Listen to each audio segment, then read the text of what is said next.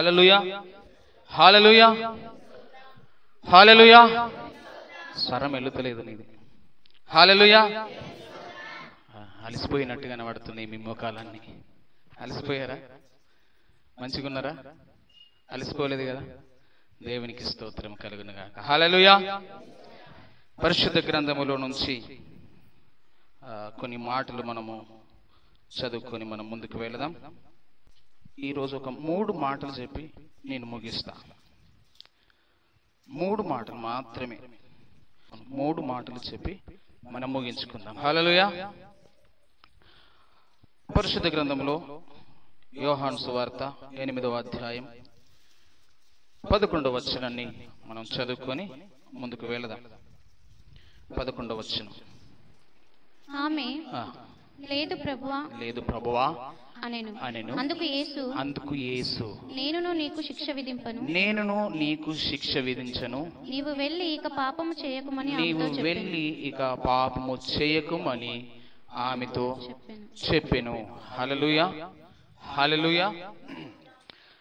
పరిశుద్ధ గ్రంథములో ఈ యొక్క భాగము చాలా శ్రేష్టమైనటువంటి భాగం. ఇది అనేక మంది జీవితాలను మార్చినటువంటి ఈ వాక్య భాగం. మీరు గమనించినట్లయితే ఈ వాక్య భాగంలో శాస్త్రులు, పరిశీలు అందరూ కలిసి వారందరూ ఏకమై ఏక మనస్సుతో ఒక స్త్రీని పట్టుకున్నారు. ఎవరు ఆ స్త్రీ?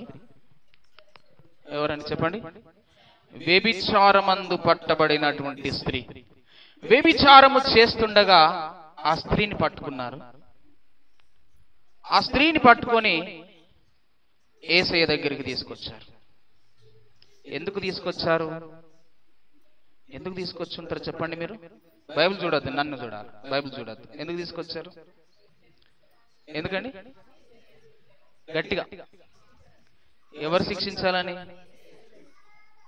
మీరు తప్పు చదివారు. అక్కడ ధర్మశాస్త్రములో ఈ విధంగా ఉన్నది. ధర్మశాస్త్రములో, మోషే రాసిన ధర్మశాస్త్రములో వ్యభిచారమందు పట్టబడినటువంటి వారిని రాళ్లతో కొట్టి చంపవలనని రాయబడి ఉన్నది. అయితే నీవేమంటావయ్యా అని ఆయన యొద్దకు తీసుకొచ్చారు. ఎందుకు తీసుకొచ్చారు? ఇంకో కారణం చెప్పండి. ఆయన మీద, అది వెరీ గుడ్, ఆయన మీద నేరం మోపవలెనని వారు ఆలోచించుకున్నారు. ఎందుకనంటే ఈయనకు తెలుసా లేదా ఈ విషయం? ఈయనకి ఈ విషయము తెలుసా లేదా? అసలు ధర్మశాస్త్రము గురించి ఈయనకు అర్థమైందా? ధర్మశాస్త్రానికి వ్యతిరేకంగా ఈయన ఉన్నాడా, లేకపోతే ధర్మశాస్త్రానికి అనుకూలంగా ఈయన ఉన్నాడా? ధర్మశాస్త్రాన్ని ఈయన ప్రేమిస్తున్నాడా? అసలు ధర్మశాస్త్రాన్ని ఏమనుకుంటున్నాడు యేసయ్య? ఈయన మీద నేరమైన మోపాలని ఆ స్త్రీని పట్టుకొని వచ్చిరా ఆయన దగ్గరికి. మీరు ఇక్కడ గమనించినట్లయితే వ్యభిచారమందు పట్టబడిన, చెప్పండి, దాన్ని పూర్తి చేయండి. వ్యభిచారమందు పట్టబడిన, గట్టిగా, స్త్రీ. పురుషుడు ఎటువైండు మరి? వ్యభిచారం అంటే ఒక్కటి ఎట్లా చేస్తుందండి? ఆలోచించాలి కదా. వ్యభిచారము ఒకరు చేస్తారా? ఇద్దరు కలిసి చేస్తే వ్యభిచారమా? పర్లేదు, చెప్పండి, ఓపెన్ గా మాట్లాడుకుందాం. చెప్పండి, పర్లేదు. ఇద్దరు కలిసి చేస్తేనే.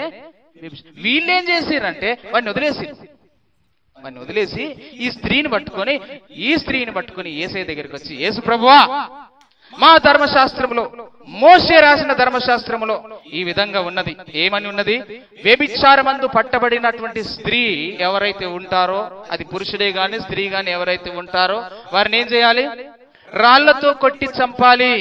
అయితే నీవేమంటావు దీనికి అని యేసు ప్రభును ప్రశ్నించినారు. ప్రశ్నించినప్పుడు యేసయ్య ఏం మాట్లాడిండు చెప్పండి. గట్టిగా అప్పుడే అన్నాడా? అసలు ఏమి మాట్లాడలే. ఫస్ట్ అసలు ఏమి మాట్లాడకుండా యేసయ్య ఏం చేస్తున్నాడు? నేల మీద ఏమో రాయిచుండెను కదా, వంగి నేల మీద ఏమో రాయిచుండెను.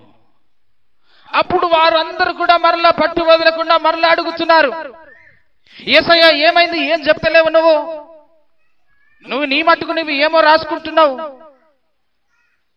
ఈమెను ఏం చేయమంటావు చెప్పు, ఈమెను ఏం చేయమంటావో చెప్పు అని యేసుప్రభుని అడిగారు. అప్పుడు యేసుప్రభు చెప్పినటువంటి మాట ఇప్పుడు మనం చదువుదాం. 7వ వచనం. పట్టు వదలక అడుగుచుండగా ఆయన తల ఎత్తి చూచి మీలో పాపము లేనివాడు మొట్టమొదట ఆమె మీద రాయి వేయవచ్చును అని వారితో చెప్పి మరల వంగి నేల మీద హల్లెలూయా హల్లెలూయా ఆయనను వారు అడుగుతుండగా యేసు ప్రభు తలెత్తి వారిని చూసి ఏమన్నాడనంటే, మీలో ఎవరైతే పాపము చేయలేదో వారు మొదట రాయి వేయండి. ఈ యొక్క వాక్య భాగము అనేక మంది జీవితాలను మార్చిన భాగం ఇది. ఎందుకనంటే మనము ఎవరి మీద పడితే వారి మీద ఏం చేస్తుంటాము, నేరాలు మోపుతా ఉంటాం, నిందలు వేస్తూ ఉంటాం.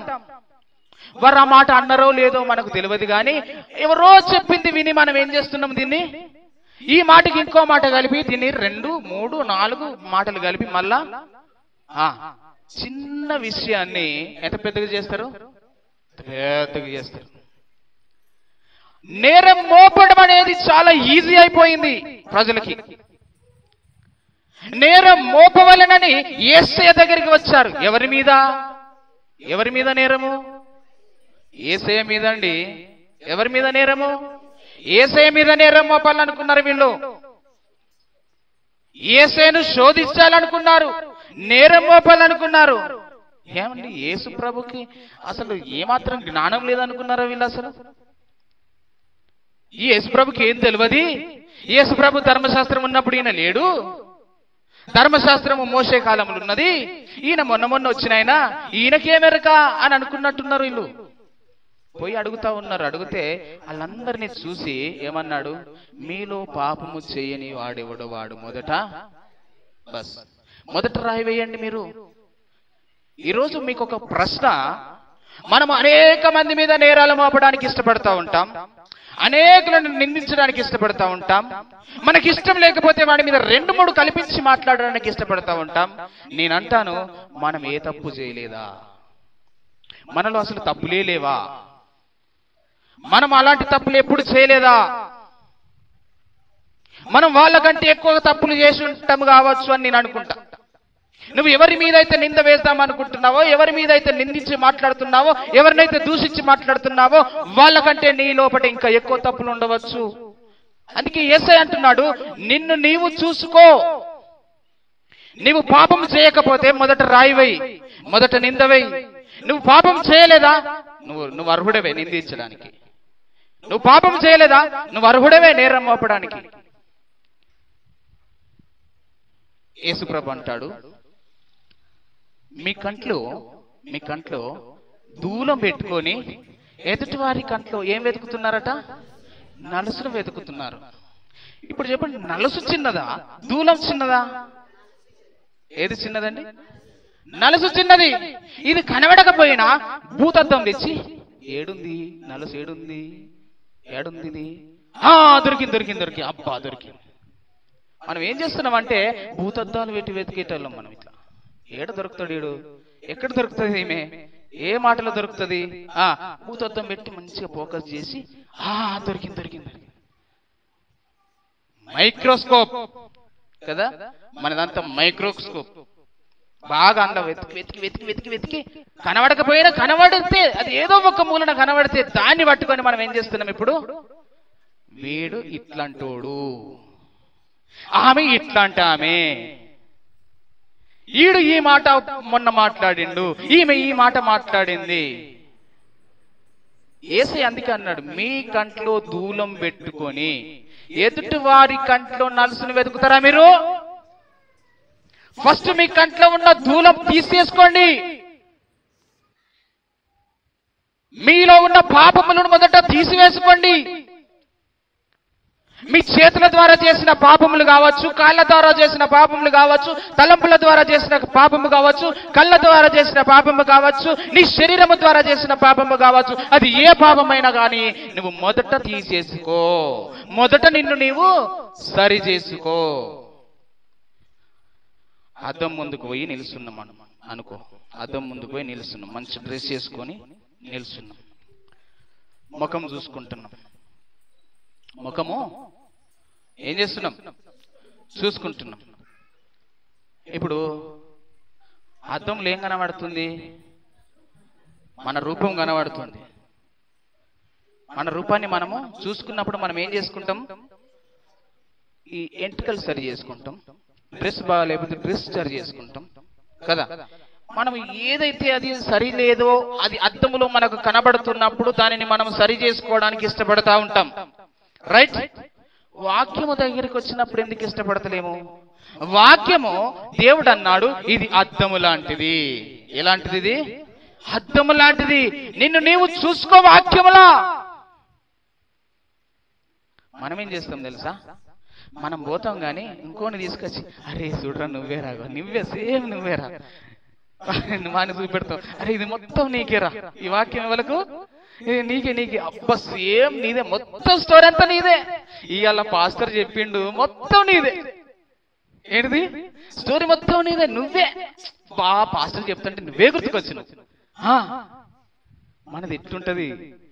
కానీ దేవుడు ఏమంటున్నాడంటే వాక్యం ముందు నిలబడిన నీవు దేవుని వాక్యము ప్రకటించబడుతున్నప్పుడు ఫస్ట్ ఎవరిని సరి చేసుకోమన్నాడు? రైట్.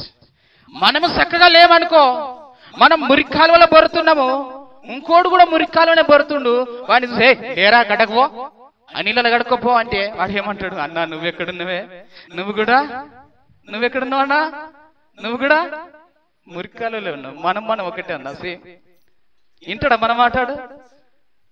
మనం గడ్డకు పోయి మనం శుభ్రం చేసుకొని మనం నీట్గా ఉండి ఇంకోనికి చెప్తే అరే రారా ఎందుకు బొరుతున్నావు అలా, గడ్డకు రా నీళ్ళు ఇస్తా కడుక్కో మంచిగా ఉండు శుభ్రంగా ఉండంటే అప్పుడు వాడు మన మాట ఏంటి? యేసుప్రభు దగ్గరికి వచ్చి శోధించుదామని వచ్చిరు వీళ్ళు. యేసుప్రభు దగ్గరికి వచ్చి యేసుప్రభు మీద నింద వేద్దామని వచ్చిరు వీళ్ళు. అయితే దానికి ఒక కారణం కావాలి కదా అని చెప్పి ఎక్కడో ఉన్నటువంటి ఒక స్త్రీని పట్టుకొని వ్యభిచారం మందు దొరకబట్టుకొని ఆ స్త్రీని పట్టుకొని యేసయ్య దగ్గరికి తీసుకొచ్చి యేసు ప్రభువా ధర్మశాస్త్రంలో ఇట్లా ఉంది నువ్వేమంటావు చెప్పు అని అంటే ఆయన నేల మీద ఏమో రాస్తూ ఉన్నాడు. మరలా అడిగారు యేసయ్య ఏమైంది, ఏం చెప్తలేవని అంటే ఆయన అందరిని చూసి మీలో ఎవరైతే తప్పు చేయలేదో, మీలో ఎవరైతే పాపము చేయలేదో వాడు మొదట. ఇప్పుడు చెప్పండి, ఇతరులను నిందించేటప్పుడు మనం ఎందుకు పరీక్షించుకుంటలేము? ఇతరుల మీద అబద్ధ సాక్ష్యం పలికేటప్పుడు మనం ఎందుకు పరీక్షించుకుంటలేము? ఇతరుల మీద నేరం మోపేటప్పుడు మనల్ని మనం ఎందుకు పరీక్షించుకుంటలేము? బల్ల యుద్ధకు వచ్చినప్పుడు మనల్ని మనము ఎందుకు పరీక్షించుకోలేకపోతున్నాము? మనం ఏమనుకుంటున్నామనంటే నేనంతా బాగానే ఉన్నా, నేనంతా నాకేం మరక లేదు. మనమంతా మన చూపు అంత ఎటుంటది? మన చూపు అంత ఎటుంటది చెప్పండి? ముందుకైనక చెప్పండి అమ్మా, మీరు ఎటు చూస్తారు? వెనకకి ఎవరు చూస్తారు? మనం మనకు చూడదు. మన వెనక ఎవరు చూడాలి? వెనుకున్న వాళ్ళు చూసి చెప్పాలి. ఇప్పుడు మనం ముందుకు చూసి అంతా మనం నేను మంచిగున్నా అనడానికి వీల్లేదు. మన వీపు మనకు కనబడదు కనుక నువ్వు అన్నిట్లో పర్ఫెక్ట్ గా ఉన్నానా అని చెప్పి ఎప్పుడు కూడా అనుకోవద్దు. నేను మంచివాడను అని ఎప్పుడు కూడా అనుకోవద్దు. నేను మంచిదానను అని ఎప్పుడు కూడా అనుకోవద్దు. అనుదినము అనుక్షణము దేవుని యొక్క వాక్యము దగ్గరికి వచ్చి నిన్ను నీవు పరీక్షించుకోవడమే నీ పని. నిన్ను నీవు పరీక్షించుకొని ఇతరులను నువ్వు ప్రభు యొద్దకు నడిపించేవారుగా ఉండాలి. నింద వేయడానికి దేవుడు పిలవలే, నేరం మోపడానికి దేవుడు పిలవలే. నువ్వు పరీక్షించుకొని పరిశుద్ధాత్మ ఎదుట నిష్కలంకముగా నిర్దోషత్వముగా నువ్వు నిలబడవలనని మరక లేకుండా మచ్చ లేకుండా డాగు లేకుండా దేవునికి అనుకూలముగా దేవునికి యోగ్యమైనటువంటి ఒక సంఘముగా ఒక వధువుగా దేవుడు నిన్ను నిలబెట్టుకోవాలని ఆయన నిన్ను ఉదక స్నానము చేత ఆయన నిన్ను మార్చుకున్నాడు. సిలువలో రక్తము గార్చాడు నీ మరకలన్నీ పోగొట్టడానికి. నీ మరకలన్నీ తీసివేయడానికి ఆయన రక్తము కార్చాడు. ఈరోజు మనం ఏం చేస్తున్నామనంటే ఎదుటి వాణి ఎదుట మనం ఏం చేస్తున్నామంటే ఒక తక్కువగా మనం కనబడుతున్నాం. విలువ తక్కువ పనులు మనం చేసుకుంటూ వెళ్తున్నాం. ఇతరులను నిందించబడలే పడిపోయాం. మనల్ని మనం సరి చేసుకోవడం లేదు. అప్పుడు వారు ఏం చేస్తున్నారు? అందరూ యేసు ప్రభు మరలా ఏమో రాస్తుంటే వారందరూ ఏం చేశారట? వారు ఆయన మాట విని పెద్దవారు మొదలుకొని చిన్నవాని వరకు ఏం చేస్తున్నారు? పెద్దవారు మొదలుకొని చిన్నవాని వరకు ఒకని వెంట ఒకడు బయటికి వెళ్ళిరి, యేసు ఒక్కడే.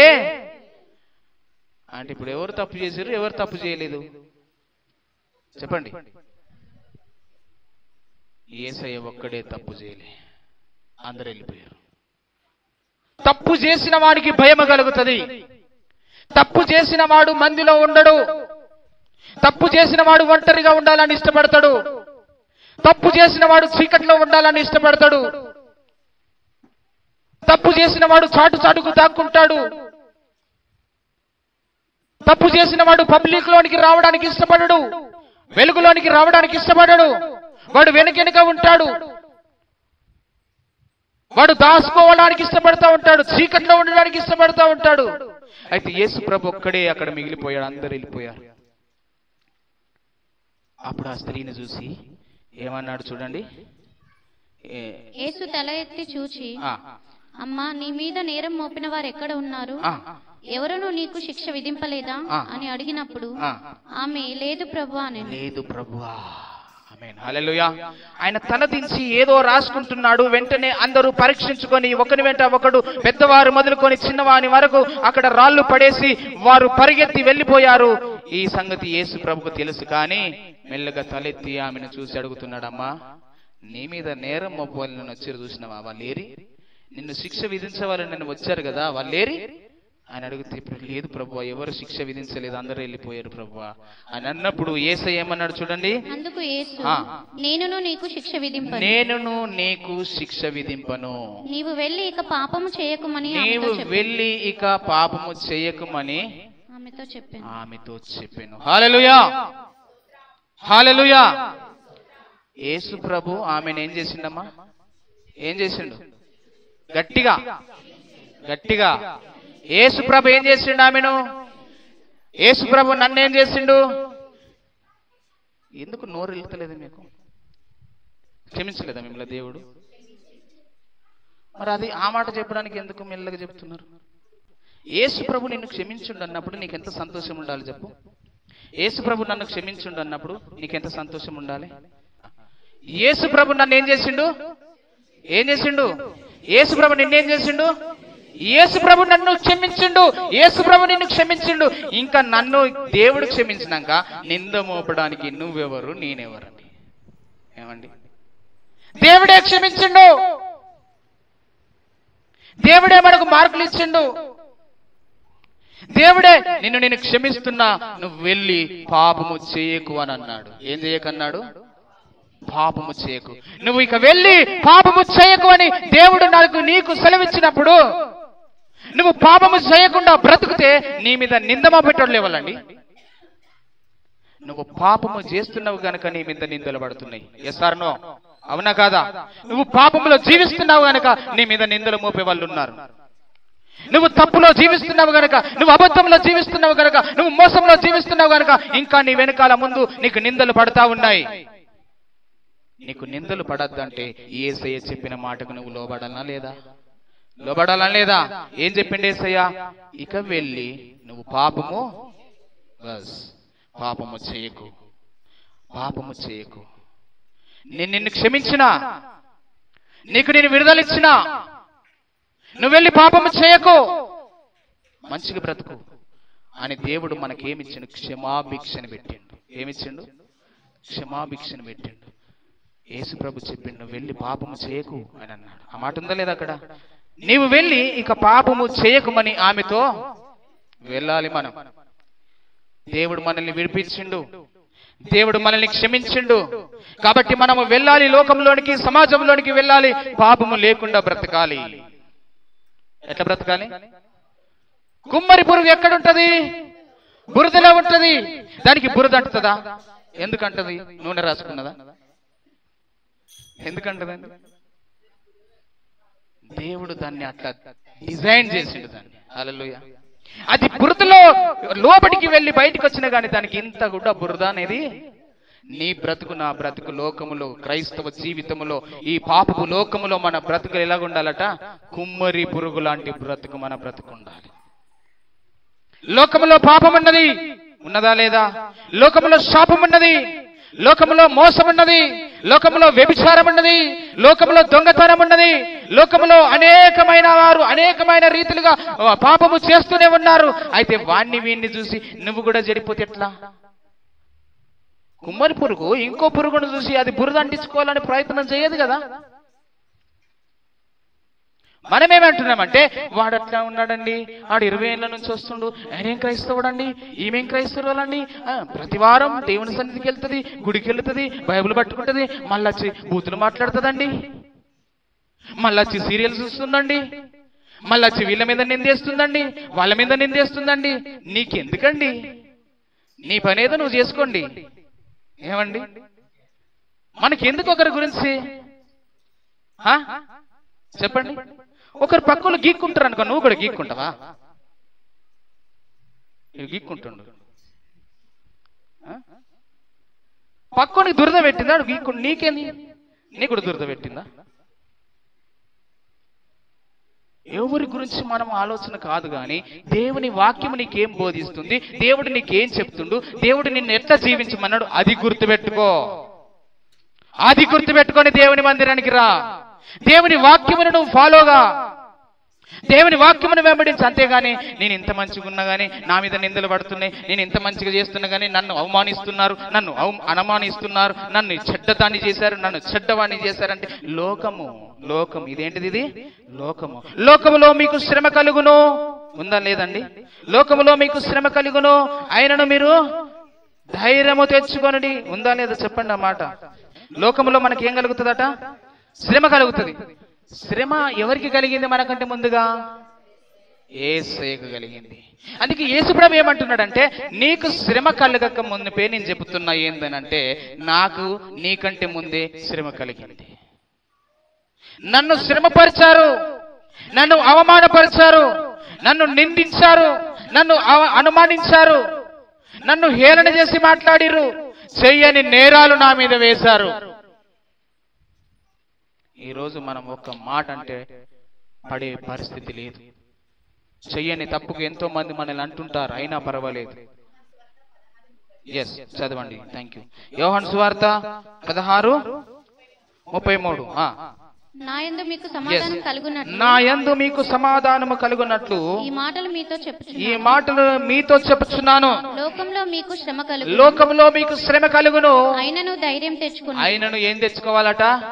ఏం తెచ్చుకోవాలి? మనము ధైర్యం తెచ్చుకుంటే ఎక్కడిది? ఎవరైనా మనల్ని శ్రమ కలిగించరనుకో, నిందేసిరనుకో, ఆయనతో బలహీనమైపోతున్నాం. ఇంకా నేను లోకమును జయించి ఉన్నాను, మీరు ధైర్యం తెచ్చుకోండి అని యేసు ప్రభు మనకు అభయాన్ని ఇస్తా ఉన్నాడు. భయపడకండి అని చెప్తూ ఉన్నాడు. నేను లోకంలో జయించిన, లోకం నన్ను నిందించింది, లోకము నన్ను శ్రమపరిచింది, నువ్వు భయపడకు, లోకము నీకు శ్రమ ఇస్తుంది అంటే మనం ఏం చేస్తున్నాం? ఇంకా భయపడిపోతున్నాం, ఇంకా దిగజారిపోతున్నాం, ఇంకా కృంగిపోతున్నాం. నో, దేవుడు చెప్తున్నాడు, భయపడకు, నువ్వు దిగులు పడకు. నన్ను నిందించారు లోకం, నిన్ను కూడా నిందిస్తారు. ఎందుకు? నువ్వు నన్ను వెంబడిస్తున్నావు కనుక నిన్ను నిందిస్తారు. నువ్వు నన్ను వెంబడిస్తున్నావు కనుక నిన్ను నిందిస్తారు. అవునా కదా? ఇప్పుడు ఏం చెప్పినా నేను, ఇక నువ్వు వెళ్ళి పాపము చెయ్యకు. ఎందుకు ఈ మాట అన్నాడు? ఏం చేశాడు దేవుడు? ఆమెను ఏం చేసిండు? క్షమించిండు. దేవుడు నిన్ను క్షమించిండు, నన్ను క్షమించిండు, చెప్పాడు నువ్వు వెళ్ళి ఇక పాపము చెయ్యకు. రెండో విషయాన్ని చూద్దాం. ఒకటి విషయం అయిపోయింది, ఇప్పుడు రెండో విషయం చూద్దాం. లూకా సువార్త 7వ అధ్యాయం 50వ వచనం. లూకా సువార్త 7వ అధ్యాయం 50వ వచనం. అందుకాయన నీ విశ్వాసము నిన్ను రక్షించెను, సమాధానము గలదానివై వెళ్ళుమని ఆ స్త్రీతో చెప్పాను. వెళ్ళుమని ఆ స్త్రీతో. మొదటిది ఏంటిది మాట? నువ్వు వెళ్ళి ఇక పాపము చేయకు. రెండో మాట ఏంటిది? సమాధానము గలదానివై వెళ్ళు. హల్లెలూయా. సమాధానము గలదానివై వెళ్ళు. చెప్పండి గట్టిగా, మీ పక్కులకు చెప్పండి ప్లీజ్. సమాధానము గలదానివై వెళ్ళు, సమాధానము గలవాడవై వెళ్ళు అని చెప్పండి. ఎక్కడి నుంచి? దేవుని మందిరానికి వచ్చిన నీవు, దేవుని సన్నిధికి వచ్చిన నీవు సమాధానము గలదానివై వెళ్ళాలి, సమాధానము గలవాడవై వెళ్ళాలి. దేవుని మందిరంలోనికి రాకముందు నీకు సమాధానం లేదు కావచ్చు, దేవుని దగ్గరికి రాకముందు నీకు సమాధానం లేదు కావచ్చు. అయితే ఇప్పుడు నా దేవుడు చెప్తున్నాడు ఏంటంటే, నువ్వు సమాధానము గలదానివై వెళ్ళు, నువ్వు సమాధానము గలవాడవై వెళ్ళు. నీకు ఎవరితోటైతే సమాధానం లేదో వారితో సమాధాన పడు. దేవుని మందిరానికి వెళ్ళి ఒక నూతనమైనటువంటి మార్పులోనికి నువ్వు రా. ఈ రోజు నువ్వు వెళ్ళి వారిని సమాధాన పరచమని అడిగినప్పుడు, క్షమించమని అడిగినప్పుడు, సారీ అని నువ్వు అడిగినప్పుడు వారు అనిపించాలి, ఇన్న మొన్న లేని ఇవాళేమో కొత్తగా గిట్టాడు కాబట్టి ఏమైంది అని అనుకోవాలి.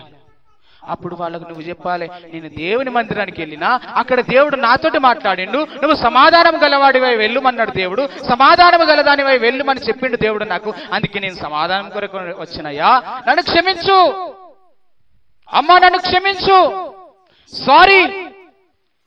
ఎందుకు ఈ మాట చెప్పాలో తెలుసా? క్షమాపణ ఎందుకు అడగాలో తెలుసా? నా దేవుడు నన్ను క్షమించిండు. హల్లెలూయా.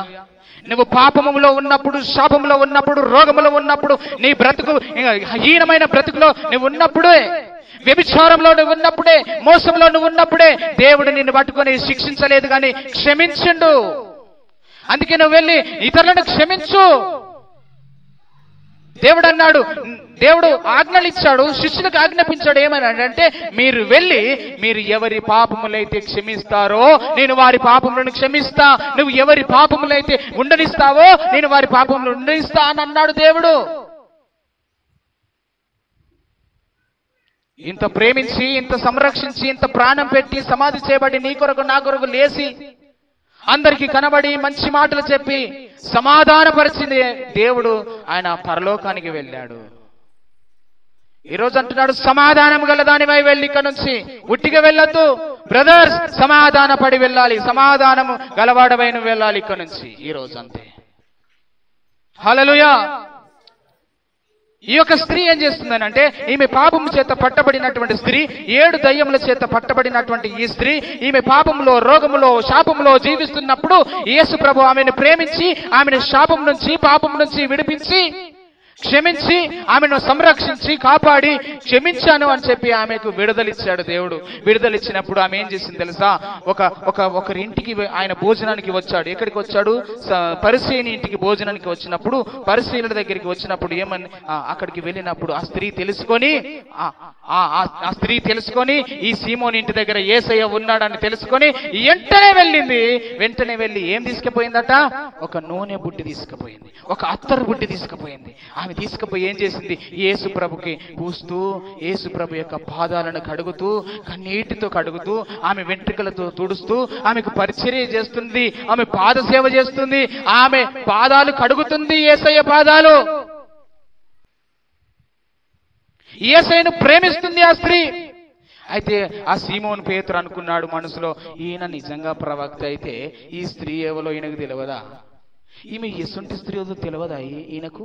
ఈమె పాపము చేసినటువంటి స్త్రీ కదా, ఈయనకు అర్థమైతే కదా ఈ విషయము, ఎందుకు ఆమెను ముట్టుకొని ఇస్తున్నాడు అని అనుకున్నాడు మనసులో.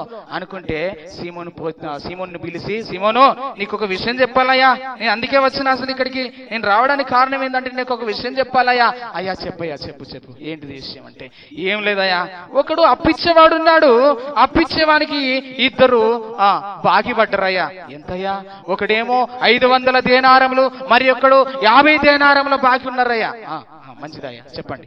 అయితే వీరిద్దరు కూడా అప్పు తీర్చలేనటువంటి పరిస్థితిలో ఉన్నారు సీమోను అన్నప్పుడు, అవునా అయ్యా? ఆ తర్వాత ఏమైందయ్యా? అయితే వారిద్దరిని కూడా దేవుడు ఏం చేసిందంటే, ఆ యజమానుడు ఏం చేసిందంటే, ఆ యజమానుడు వారిద్దరిని కూడా క్షమించిండు.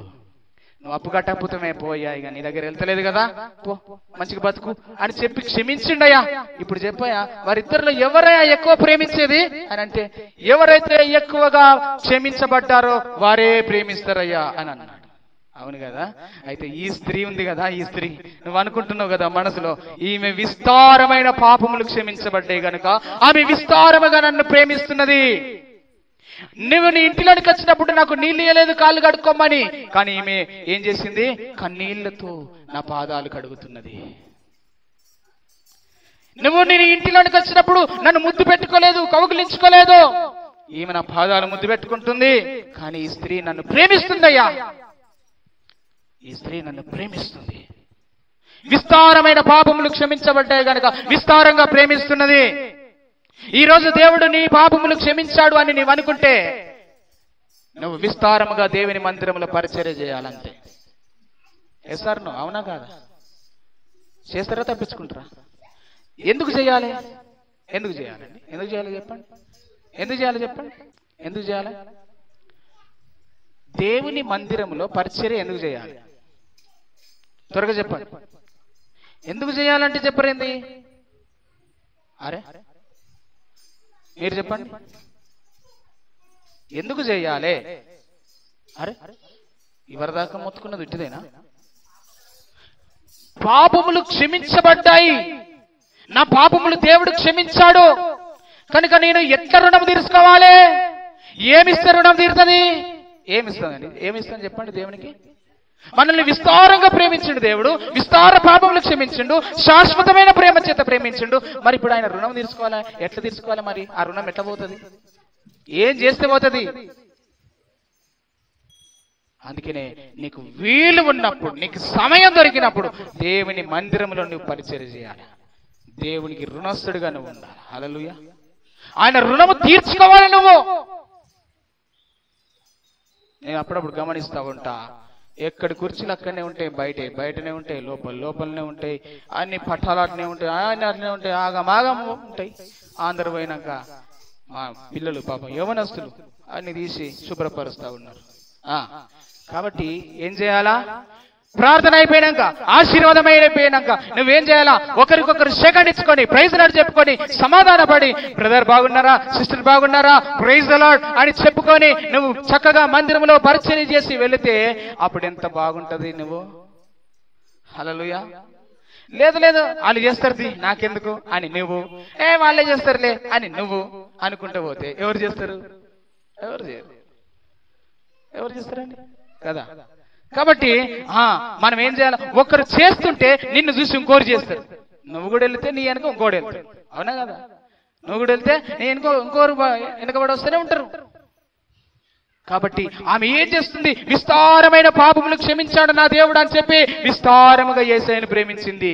పాదాలు పట్టుకొని కడుగుతుంది, ముద్దు పెట్టుకుంటుంది, ఎంటికలతోటి పాదాలను తుడుతుంది. అయ్యో యేసయ్య నీ పాద సేవ చేస్తానయ్యా, నీవు చేసిన ఈ త్యాగానికి నేను ఏమిచ్చి రుణము తీర్చుకోవాలి యేసయ్యా అని ఆమె యేసయ్య పాదాలు పట్టుకున్నది ఆ స్త్రీ. ఈరోజు మనం ఎక్కడుంటున్నాం? ప్రార్థన అంటే మందిరంలో ఉంటున్నామా? అవకాశం ఉండి కూడా కొంతమంది రాలేక ఉంటున్నారు. రావాలని ఉన్నా కానీ రాలేక కొన్ని శక్తులు, కొన్ని ఆటంకాలు జరుగుతున్నాయి. మీకు ఆటంకాలు పరుస్తా ఉన్నారు చాలా మంది. మీలో పోవాలని ఉన్నా పోలేని పరిస్థితిలో ఉన్నారు కొంతమంది. ప్రార్థన అని వినబడినా ఏం పోతాంలే. విస్తారముగా నిన్ను దేవుడు క్షమించాడు కాబట్టి నువ్వు విస్తారంగా పని చేయాల్సిందే, పరిచర్య చేయాల్సిందే దేవుడి కొరకు. నీ ప్రాణపోయేదాకా దేవుడి సన్నిధిలో పరిచర్య చేసిన రుణము తీర్చుకోలేము. తీర్చుకుంటామా? నా జీవిత కాలం అంతయు నేను యెహోవా మందిరములో. ఎవరన్నారు ఈ మాట? దావీదు కీర్తనకారుడు అన్నాడు. ఎందుకు? ఒకే ఒక పాపం చేసిండు, ఆ పాపము దేవుడు క్షమించిండు, వదిలేసిండు. ఇక పాపం చేయనయ్యా, నీ దండం పెడతా, ఇక నేను చేయగా, ఇక నేను పాపం చేయని, పాపం చేయవాడు, ఇక నన్ను గడుగు, బాగా గడుగు, తెల్లగా గడుగు అని 51వ కీర్తన రాసిండా? ఇక రాసి అప్పటి నుంచి మళ్ళీ పాపం జోలికి వేయండా? అసలు. అందుకనే నిన్ను దేవుడు క్షమించిండు, నన్ను దేవుడు క్షమించిండు, నువ్వు వెళ్ళి పాపము చేయకు అని మొదటి మాట చెప్తున్నాడు. రెండో మాట అంటున్నాడు, నువ్వు సమాధానము గలదానివై వెళ్ళు, నువ్వు సమాధానము గలవాడవై వెళ్ళు. ఇంకెంతకాలం ఆ సమాధానం? ఇంకెంతకాలము మనసులో మనసు లేకుండా జీవిస్తా ఉంటావు. ఇంకెంతకాలము దాక్కుంటావు? రా బయటికి. దేవుడు అడుగుతున్నాడు, రా, తలుపులు తెరుచుకొని రా, చీకట్లో నుంచి బయటికి వెలుగులోనికి రా, అంధకారంలో నుంచి వెలుగులోనికి రా, నీ పాపపు జీవితంలో నుంచి బయటికి రా, నీ శాపం నుంచి బయటికి రా, మందిలో గలువు, సమాజంలో గలువు, సంఘంలో గలువు, ఒంటరిగా జీవించకు, ఒంటరిగా బ్రతుకకు. క్షమించండి దేవుడు నిన్ను. నువ్వు క్షమించి ఇతరులను, తప్పు లేదు. కిరీటం కింద పడుతుందా క్షమించమని అడిగితే? పడది. తప్పు నీ వైపున్నా, అతని వైపున్నా, ఎవరి వైపున్నా నువ్వు వెళ్ళి దేవుని వాక్యము నీతో మాట్లాడితే ఈ రోజు మీరు సమాధాన పడాల్సింది అందరితో. ఆమేన్, హల్లెలూయా. నాకు తెలియదు మీకు ఎంతమంది ఉన్నారో శత్రువులు, ఎవరితో మీకు సమాధానం లేదో నాకు తెలియదు, కానీ దేవుడు పరిశుద్ధాత్మ దేవుడు మాట్లాడుతున్నాడు, వెళ్ళి సమాధాన పడండి. హల్లెలూయా. అపొస్తలులు భయపడి తలుపులు వేసుకొని దాక్కున్నారు. యోహాను సువార్త 20వ అధ్యాయంలో మనం చూస్తాం. చదువుదాం ఒక మాట.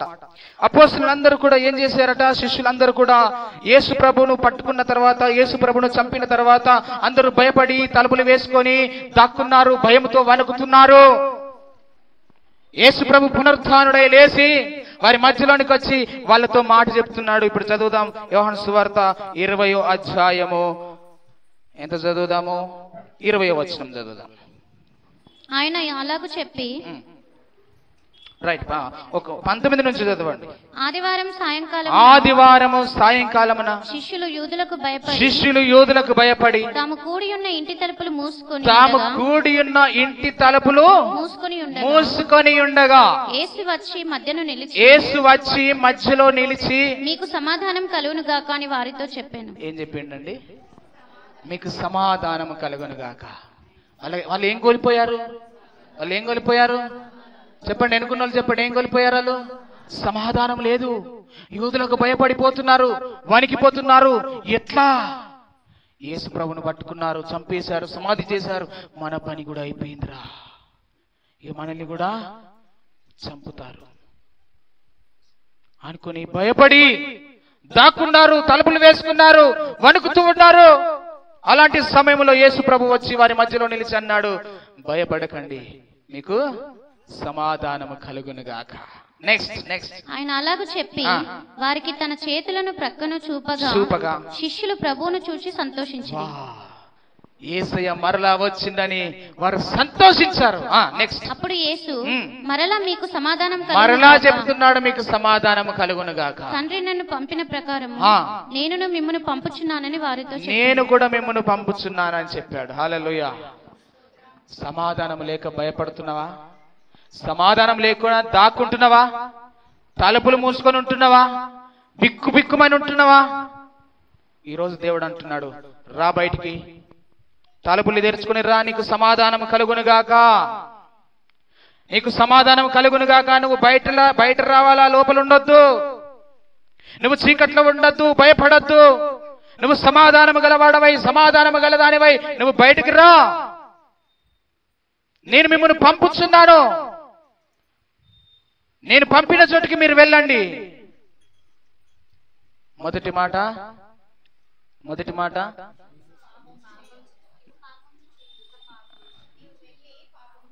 నీవు వెళ్ళి పాపము చేయకు. రెండో మాట, సమాధానము గలదానివై.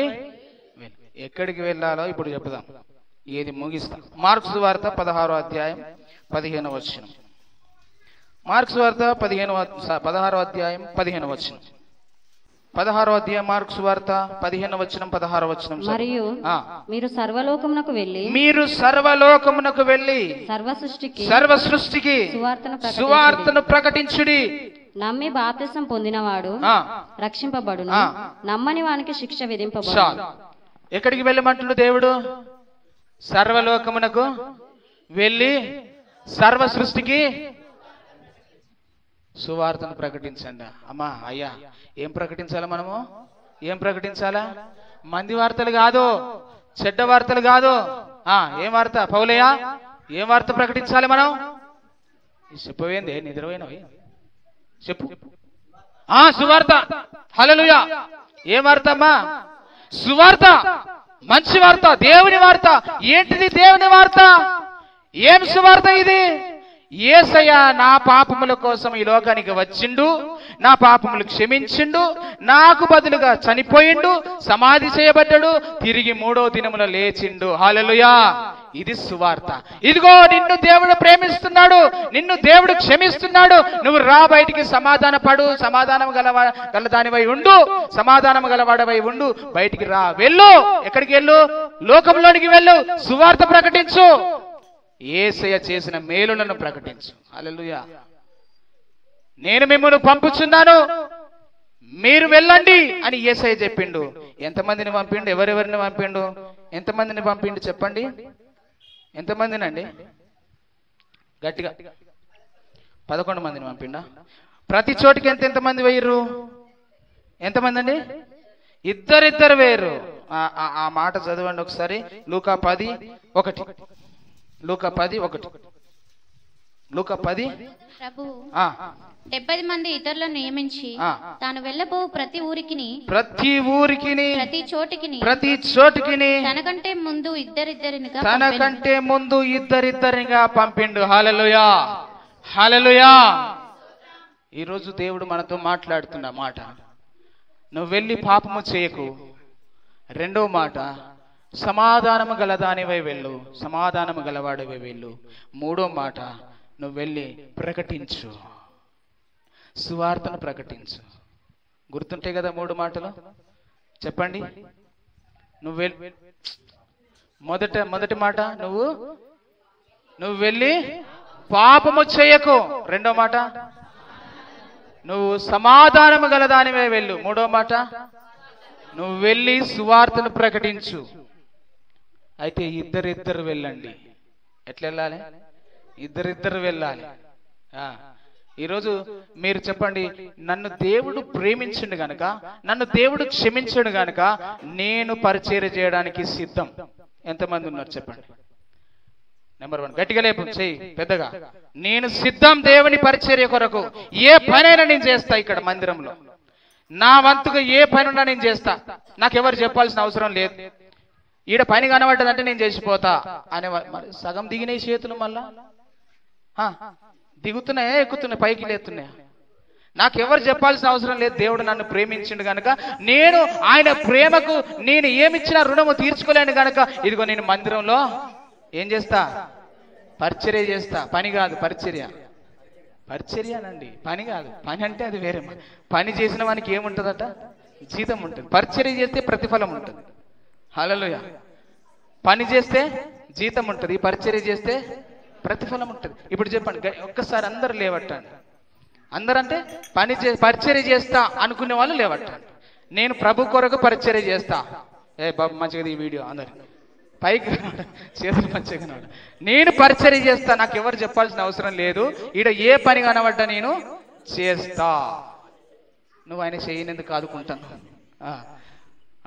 మంచిది బాబు. మళ్ళీ వీళ్ళు మిస్ అయితే మళ్ళా మాట మారుస్తారు. Okay, right. Praise the Lord. దేవుడు మిమ్మల్ని దీవించి ఆశీర్వదించును గాక. హల్లెలూయా. బలవంతమైన అవసరం లేదు, అవునా కదా? హృదయపూర్వకంగా, ఇష్టపూర్వకంగా దేవుని మందిరంలో ఏ పనున్నా మనము చేయడానికి ఇష్టపడాలి. రైట్. ఇప్పుడు చెప్పండి, ఇద్దరిద్దరిగా వెళ్ళమన్నాడు కదా దేవుడు. మరి నేను ఒక్కనే వెళుతున్నా, నాతోటి ఎవరు వస్తారు చెప్పండి? నువ్వెందుకు ఆయనది చెప్తున్నా? నేను పాస్టర్ గారితో సువార్తకి వెళ్తా, మీటింగ్లకు వెళ్తా. పురుషులు, స్త్రీలను కాదు నేను అడిగేది, పురుషులు. రాకేష్ ఎత్తిండు, పెద్ద చీరను, చిన్న చీరను. Very good. Hallelujah. Praise the Lord. నేను ఎటన్నా వెళ్ళేటప్పుడు మీ నలుగురికి ఫోన్లు చేస్తా. మీ నలుగురిట్లో ఎవరన్నా ఒకరు నాకు అందుబాటులోనికి రావాలి. ఎందుకు? ఇద్దరిద్దరుగా వెళ్ళమన్నాడు దేవుడు. అసలే రోజులు మంచిగా లేవు, అవునా కదా? ఇద్దరిద్దరుగా ఏం పర్లేదు, మిమ్మల్ని ఎవరు కొట్టారు, నా మీద పడ్డాకనే మీద పడతాయి, ఏం పర్వాలేదు. హల్లెలూయా. కాబట్టి ధైర్యంగా ఉండాలి దేవుని పరిచర్య అన్నప్పుడు. Okay, praise the Lord. హల్లెలూయా. ఈ 3 విషయాలను మనం గుర్తుపెట్టుకుందాం.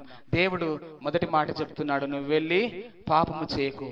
ఎందుకనంటే దేవుడు ఆమెను క్షమించిండు, ఆమెను ప్రేమించిండు. ఆమె మీద ఎవరు నేరం మోపలేదు, యేసయ్య కూడా నేరము మోపలేదు. అయితే నీవు నేను పాపము చేస్తేనే మనం పట్టబడతాం. మన పాపం మనల్ని పట్టిస్తుంది. దేవుని వాక్యం సెలవిస్తుంది, నీ పాపము నిన్ను పట్టుకొనును అని ఉంది. అయితే మనము పట్టబడద్దంటే పాపము లేకుండా మనం జీవించాలి. అందుకే అన్నాడు, నువ్వు వెళ్ళి పాపము చేయకు. పాపము చేసినవా అంటే నీ పాపం నిన్ను పట్టుకుంటది, జాగ్రత్త. మొదటిది. రెండవది, నువ్వు సమాధానము గలదానివై వెళ్ళు. సమాధాన పడు. సమాధాన పడితే దేవుని పిల్లమైతాం. సమాధాన పరచువారు ధనిలు, వారు దేవుని కుమారులు అనబడుదురు. మీరు సమాధాన పడితే సర్వోన్నతిని యొక్క సర్వశక్తిమంతి యొక్క పిల్లలం మనం అవుతాం. హల్లెలూయా. ఆయన పిల్లలకు సమాధానం ఉండాలి. మనల్ని చూసినటువంటి వారు, మనం సమాధాన పడిన విధానమును చూసినటువంటి వారు ఇతరులు ఆశ్చర్యపడాలి మనల్ని చూసి.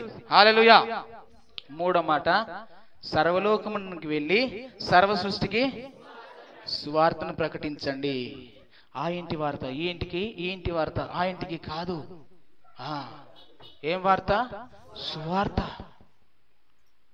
మీకు ఏమైనా విషయాలు తెలిస్తే అవి మనసులో పెట్టుకొని ప్రార్థన చేయండి, వాళ్ళని క్షమించండి. ఒకవేళ మిమ్మల్ని ఎవరైనా ఏమైనా అన్నారని తెలిస్తే కూడా, దేవుడా నేను వాళ్ళని క్షమిస్తున్నా తండ్రి అని నువ్వు ప్రార్థన చేయాలి. ఎందుకో తెలుసా? నువ్వు ఎవరి పాపములైతే క్షమిస్తావో వారి పాపములను నేను క్షమిస్తా. ఎవరి పాపములైతే నువ్వు నిలిచి ఉండనిస్తావో వారి పాపములు నిలిచి, అంటే ఇప్పుడు వారి పాపములు క్షమించబడాలంటే నువ్వేం చేయాలి? నువ్వు క్షమించాలి. నీ పాపాలు క్షమించబడాలన్నా కదా నువ్వేం చేయాలి? ఇతరుల పాపాలు నువ్వు రెండిటికి నువ్వు క్షమించబడాలన్నా నువ్వే క్షమించాలి, వాళ్ళు క్షమించబడాలన్నా నువ్వే క్షమించాలి. అంతేనా? కాబట్టి నేను ఎట్లా అడుగుతా క్షమాపణ? అంత పెద్ద మాట. ఆమెనే రావాలి, ఆయననే రావాలి. నేను పోయేది లేదు అస్సలు. ఏమవుతుంది? మనకి ఇరిటం అయితే ఏం కింద పడదు కదా. హల్లెలూయా, హల్లెలూయా. దేవునికి మహిమ కలుగును కాక. ఈ మూడు విషయాలను మనం గుర్తుపెట్టుకుందాం, మనం ప్రార్థన చేసుకుందాం.